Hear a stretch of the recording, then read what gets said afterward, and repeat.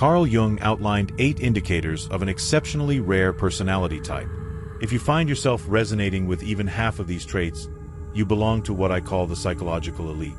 In his decades of study, Jung found that fewer than 5% of people achieve what he described as differentiated consciousness, a way of perceiving reality that most will never reach. And here's the fascinating part.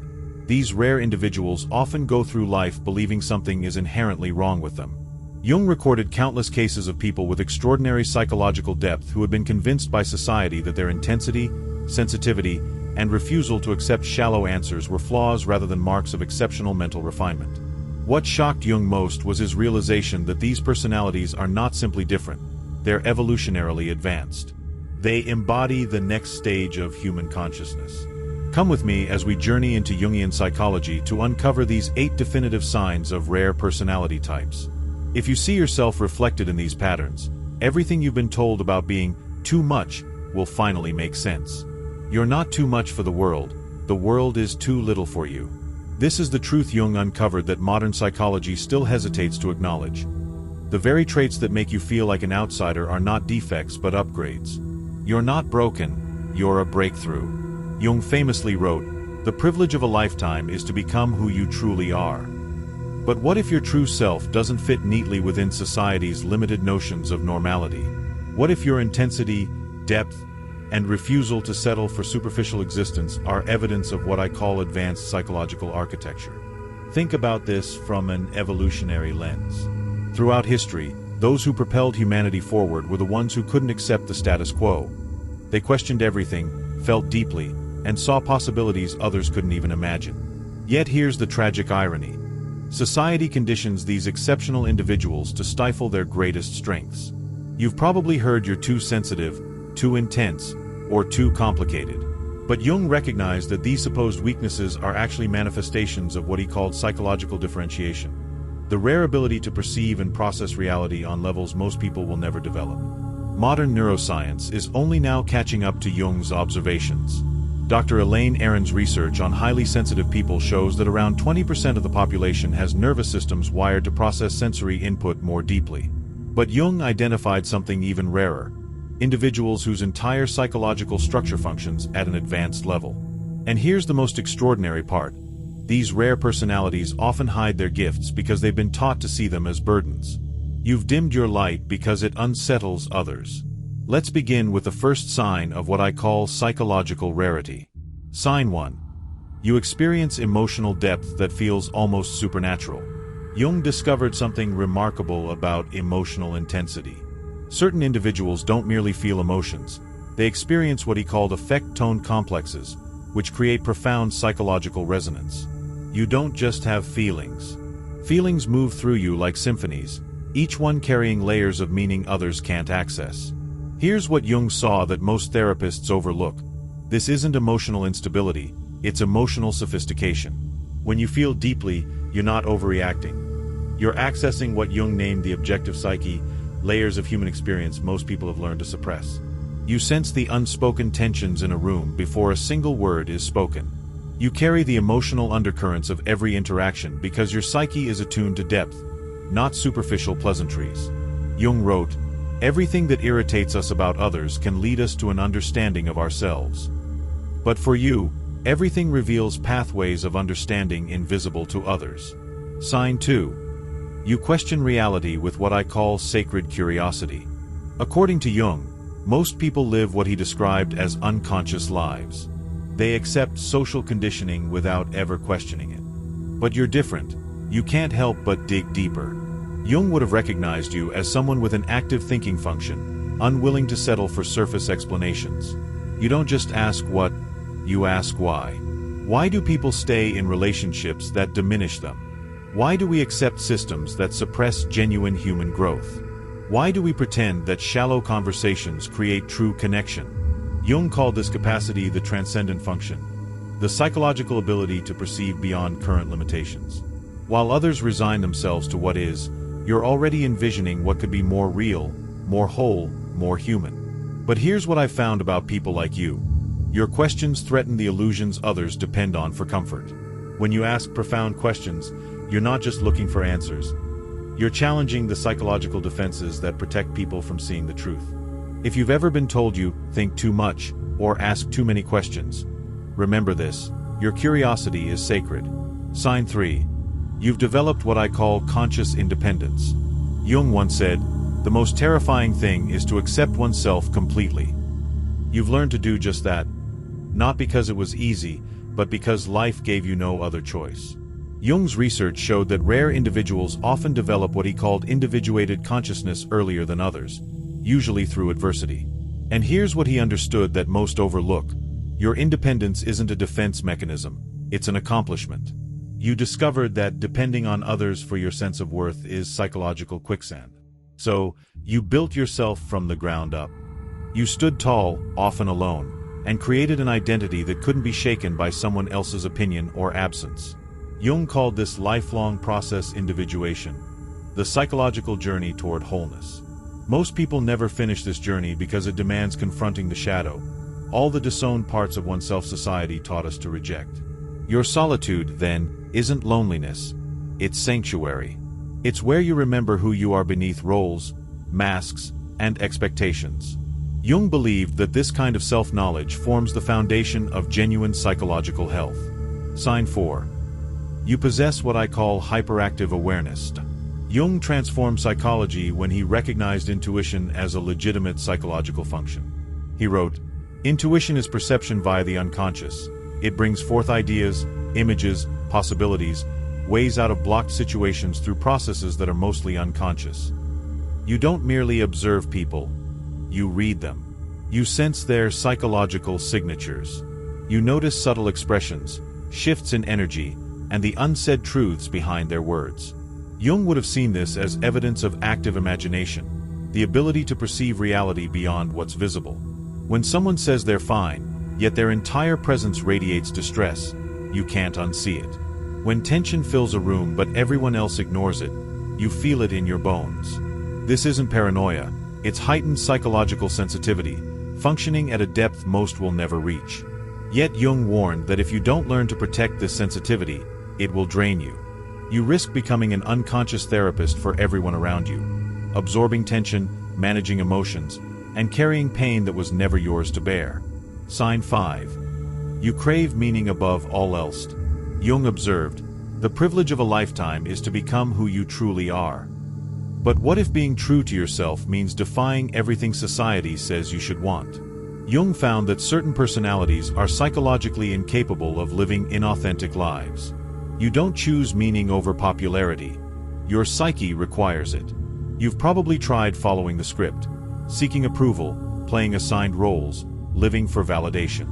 But Jung would have recognized the signs immediately.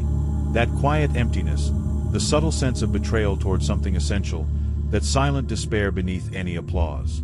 According to Jung, when you live in opposition to your true psychological type, you don't just feel discomfort, you develop what he called neurotic symptoms. Your psyche quite literally rebels against inauthenticity. You can't pretend that shallow ambitions matter. You can't feel inspired by achievements without substance. You can't sustain relationships built on convenience rather than genuine connection. Your inner architecture simply won't permit it. But Jung noticed something extraordinary about individuals who prioritize meaning above all else. They become what I call evolutionary catalysts for human consciousness. When you refuse to settle for less than authentic connection, you unconsciously invite others to face their own lack of authenticity. Sign 6. You've outgrown people and environments more than once. Jung once wrote, "The greatest tragedy of the family is the unlived lives of the parents." But what happens when you refuse to live an unlived life? Jung uncovered a profound truth about psychological growth. It's almost always a solitary process. You've likely felt the quiet heartbreak of realizing that people who once knew you no longer truly do. Not because you've changed for the worse, but because you've shed layers of conditioning that no longer align with who you've become. Jung referred to this as psychological death and rebirth. The friends who knew you when you were shrinking yourself, people-pleasing, or silencing your truth, they remember that version of you. Sometimes they want that version back because it felt safer, more predictable. But you can't go back. Jung understood that once psychological evolution begins, it's irreversible. Once you've seen behind the curtain of social conditioning, You can never return to unconscious conformity. If people seem unsettled by your growth and wish you'd revert to who you were, remember this truth: your evolution is not negotiable. Sign 7. You create what I call transformational presence. Jung once said, "The meeting of two personalities is like the contact of two chemical substances. If there is any reaction, both are transformed." But what if you are the kind of person who sparks transformation simply by showing up as your authentic self? Jung observed a rare quality in certain individuals: the ability to create what he termed psychological holding space. When people speak to you, they feel seen in a way that's rare. You don't just hear their words. You sense the emotional landscape beneath them. You don't rush to fix. You witness. You don't judge. You allow truth to unfold naturally in your presence. Jung understood that this depth of presence is itself a form of psychological healing. But here's what I've observed about people who possess this gift: they often exhaust themselves by giving it too freely. You become so skilled at holding emotional space for others that you forget to ask for the same in return. Jung noticed that highly empathetic personalities often develop what I call helper syndrome, a subtle form of unconscious self-sacrifice that ultimately serves no one. The goal isn't to stop caring, it's to learn discernment, to know when giving becomes depletion rather than contribution. Sign 8. You sense a purpose that defies definition. Jung said, "Your vision becomes clear only when you look into your heart. Who looks outside, dreams. Who looks inside, awakens." If you feel a persistent awareness that you're meant for something beyond the ordinary, Jung would have recognized this as an expression of the transcendent function: your psyche's drive toward individuation and purpose. You can feel it, that quiet, restless knowing that you're here to build, to create, to express something deeply essential. It might not yet have form, but its pull is unmistakable. Jung understood this as evidence of what he called creative potential-seeking expression. This isn't about fame, validation, or recognition. It's about alignment, the psychological necessity of living in harmony with your deepest nature. Jung found that when people ignore this inner calling, they often develop symptoms of neurosis, anxiety, depression, and existential emptiness. But Jung's most profound insight about purpose-driven individuals was this: your calling isn't merely personal, it's transpersonal. You're not here just to fulfill your own potential. You're here to participate in the evolution of consciousness itself. Jung devoted his life to studying personalities like yours, those who carry within them the blueprint of humanity's next stage of awakening. Jung referred to individuals with these qualities as what I call differentiated individuals, those who have developed such psychological complexity that they can see, feel, and understand reality on levels most people never access. But Jung also outlined distinct stages of development that these rare personalities pass through. Recognizing where you are in this process is vital for your continued growth and self-realization. Stage 1. The unconscious outsider. At this stage, you feel different but don't yet understand why. You possess these rare traits but interpret them as flaws to be fixed rather than gifts to be cultivated. You try to conform, to fit in, to appear normal. But the psychological cost is immense. Jung observed that people in this phase often develop what he called persona rigidity, becoming so invested in maintaining a socially acceptable mask that they lose touch with their authentic self. Stage 2. The awakening individual. Here, you begin to recognize your differences as potential strengths instead of problems. You start to understand Jung's theory of psychological types and begin to see where you belong within it. This is the beginning of shadow integration, the process of reclaiming the parts of yourself you were once taught to suppress. It's the stage where you stop apologizing for your depth and start embracing it. You begin to set boundaries with those who try to dim your light, and you naturally seek out others who match your level of authenticity. Stage 3. The individuated consciousness. By this point, you've integrated your rare traits into a coherent, stable identity. You understand your purpose, and you live it consciously. You've achieved what Jung described as psychological wholeness, the capacity to be fully yourself while staying deeply connected to others. At this level, you become a beacon for other rare souls. You don't just live authentically, you inspire authenticity in those around you. You become a catalyst for collective psychological evolution. If you're ready to stop hiding your rare traits and fully claim them, remember this affirmation: I am psychologically rare and proud. Yet Jung also offered a vital warning that many with rare personalities overlook. You must integrate your shadow, or your gifts will become your prison. What does this mean? Even the most developed individuals have unconscious tendencies that can undermine their growth. Jung identified several shadow patterns common among psychologically advanced personalities. The superiority shadow. You start believing your rarity makes you better than others, not just different. This leads to isolation, arrogance, and disconnection. The messianic shadow. You feel responsible for awakening or healing everyone around you, and burn out when they don't respond. The martyrdom shadow. You begin to equate depth with suffering, believing that authenticity requires sacrificing joy or connection. Jung emphasized that shadow integration doesn't mean erasing these patterns. It means becoming conscious of them, so they no longer unconsciously control you. True psychological rarity includes the wisdom to know when to share your light and when to protect it, when to lead and when to listen, when to speak truth and when silence carries more power. Jung made a striking observation about how rare personalities experience relationships. They tend to attract three distinct kinds of people. The light seekers. These are individuals unconsciously drawn to your energy but who haven't done their own inner work. They love your insight, your empathy, your wisdom, but not necessarily you. They want you to be their therapist, their guru, their emotional anchor. The light dimmers. These are people threatened by your depth. They urge you to tone it down, be more reasonable, or stop overcomplicating things. Your authenticity highlights their own inauthenticity, and it makes them uneasy. The light matchers. These are the rare ones who've done their own psychological work and can meet you at eye level.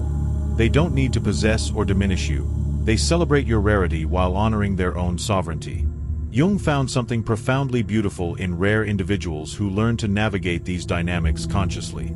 They become mirrors, not just reflecting truth, but awakening it in others. The key lies in developing what Jung called psychological discrimination. The ability to discern who is capable of authentic connection and who is seeking something else from you. But here's the realization that Jung said changes everything. With psychological rarity comes responsibility. You weren't designed to be different for your own comfort.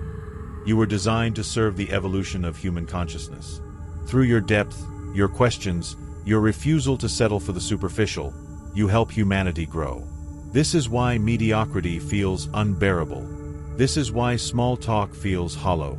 This is why you would rather stand alone in truth than belong through pretense. Your psyche already knows you have work to do. And that work demands authenticity, depth, and courage. Yet Jung also issued a crucial warning about something I call psychological inflation. The danger of believing that being rare makes you superior instead of simply responsible. The real mastery lies in holding both humility and power at once. Recognizing that you are special without believing others are less valuable. Your sensitivity is not a weakness to suppress, it's an intelligence to apply. Your intensity isn't excessive, it's precisely what certain situations require. Your refusal to settle isn't obstinacy, it's a necessity for the evolution of consciousness itself. Jung made a startling prediction about rare personalities. As humanity evolves, more people will develop these traits.